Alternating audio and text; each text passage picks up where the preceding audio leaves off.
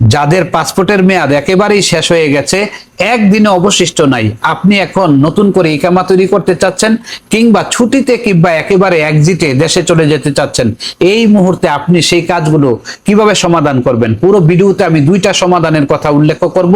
আপনার এই ভিডিওটি অবশ্যই উপকারে আসতে পারে। প্রবাসী ভাইদের জন্য এই ভিডিওটা অনেক উপকার হবে। ভিডিওটি প্রথমে সেভ করে রাখুন কিংবা যারা এই ধরনের সমস্যায় রয়েছে তাদেরকে এই ভিডিওটা ফরওয়ার্ড করে দিতে ভুলবেন না। এখন তাহলে আপনি কি করবেন? বর্তমানে আপনার যেহেতু পাসপোর্টের মেয়াদ একেবারেই নাই, আপনি যদি এখন নতুন করে ই পাসপোর্ট করার জন্য আবেদন করেন তাহলে দেখা গেছে যে অ্যাপয়েন্টমেন্ট পেতে প্রায় 4-5 মাসেরও অধিক সময় লাগতেছে। তো এই মুহূর্তে আপনি নতুন করে ইকামা করতে চাচ্ছেন কিংবা আপনি দেশে যেতে চাচ্ছেন, এই মুহূর্তে আপনাকে কি করলে পরে আপনি এই সমস্যাগুলো সঠিকভাবে আপনি সহজেই সমাধান করতে পারবেন? তো বন্ধুরা, এটার কিন্তু সহজ একটা সমাধান রয়েছে। আমি যে দুইটা সমাধানের কথা উল্লেখ করতে যাচ্ছি, প্রথমটা হচ্ছে আপনার বর্তমান যেই এমআরপি পাসপোর্টটি রয়েছে সেই এমআরপি পাসপোর্টটি নিয়ে আপনি সরাসরি দূতাবাসে চলে যাবেন এবং তার আগে আপনাকে অবশ্যই ই পাসপোর্ট করার জন্য আবেদন করতে হবে। আপনি যখনই অ্যাপয়েন্টমেন্ট পান কোনো সমস্যা নেই, আপনি যে নতুন করে ই পাসপোর্ট নেওয়ার জন্য আবেদন করেছেন তার কাগজগুলো আপনি সাথে নিয়ে রওনা হবেন বাংলাদেশ দূতাবাসে।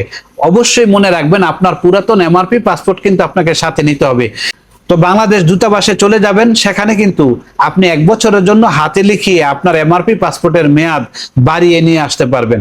কিংবা যারা বর্তমানে ইকামা তৈরি করতে চাচ্ছেন কিংবা একজিটে দেশে চলে যেতে চাচ্ছেন, তার দ্বিতীয় সমাধানটি হচ্ছে আপনার নিজের কফিলকে আপনার পাসপোর্ট দিয়ে বাংলাদেশ দূতাবাসে পাঠাবেন এবং সেখানে তামদিদ সালাইয়া করতে হবে। তামদিদ সালাইয়া মানে 3 দিনের জন্য, 7 দিনের জন্য, 1 মাসের জন্য কিংবা 90 দিনের জন্য আপনার কফিলকে রিকোয়েস্ট করতে হবে যে আমার আমেলকে তামদিদ সালাইয়া করে দেন, যেন আমি নতুন করে তার ইকামা তৈরি করতে পারি কিংবা তাকে একজিটে দেশে পাঠাতে পারি কিংবা ছুটিতে তাকে দেশে পাঠাতে পারি। এই হচ্ছে দুইটা সমাধান। একটা হচ্ছে আপনাকে বাংলাদেশ দূতাবাসে নিজে স্বয়ং উপস্থিত হতে হবে এবং সেখানে গিয়ে আপনি হাতে লিখে 1 বছরের জন্য পাসপোর্ট তৈরি করতে পারবেন এবং সেটা একদিনেই বাংলাদেশ দূতাবাস তৈরি করে দেয় এবং সেটা আপনি অনায়াসেই তৈরি করতে পারেন। সম্ভবত ফি নিবে 50 টাকা 1 বছরের জন্য। আর আপনি যদি তামদিদ সালাইয়া করেন আপনার কফিলের মাধ্যমে, তো সেখানে কোনো রকমের ফি লাগে না। অবশ্যই আপনাদের ভিডিওটি কাজে লাগবে। তো এরকম নিত্য নতুন ভিডিও পেতে অবশ্যই হাসান জান্নাত পেজটিকে ফলো করে রাখবেন। আর আমরা যে কোনো ধরনের জাওয়াজাতের কাজগুলো করে থাকি, পরামর্শ কিংবা সেবা নিতে এই স্ক্রিনে দেওয়া কিউআর কোডটি স্ক্যান করে আপনি হোয়াটসঅ্যাপ করবেন এবং সেখানে আপনার সকল প্রশ্ন জিজ্ঞাসা এবং আপনার সমস্যার সমাধান পেতে সেখানে আপনার সকল প্রশ্ন রাখতে পারেন। আমাদের কাস্টমার কেয়ারের প্রতিনিধি আপনাকে সকল ব্যাপারে সহযোগিতা করতে প্রস্তুত। তো কিভাবে আপনি কিউআর কোডটি স্ক্যান করে আপনি আমাদের কাছে হোয়াটসঅ্যাপ করবেন তার প্রক্রিয়াটি আমি স্ক্রিনে দেখিয়ে দিচ্ছি, ভালো করে লক্ষ্য করেন।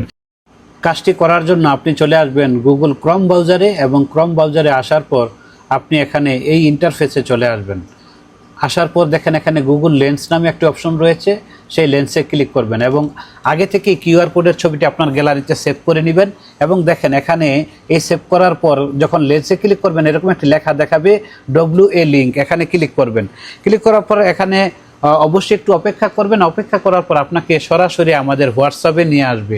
এই যে দেখেন চলে আসছে, এরকম একটি লেখা আসবে। লেখাটা লেখা আছে এরকম, আমি আপনাদের সার্ভিসে 15 রিয়াল ছাড়ের অফারটি নিতে চাই, যেহেতু এখন অফার চলছে। আপনি এই লেখাটি আপনি সেন্ড করে দিবেন, সরাসরি আমাদের হোয়াটসঅ্যাপ পেয়ে যাবেন।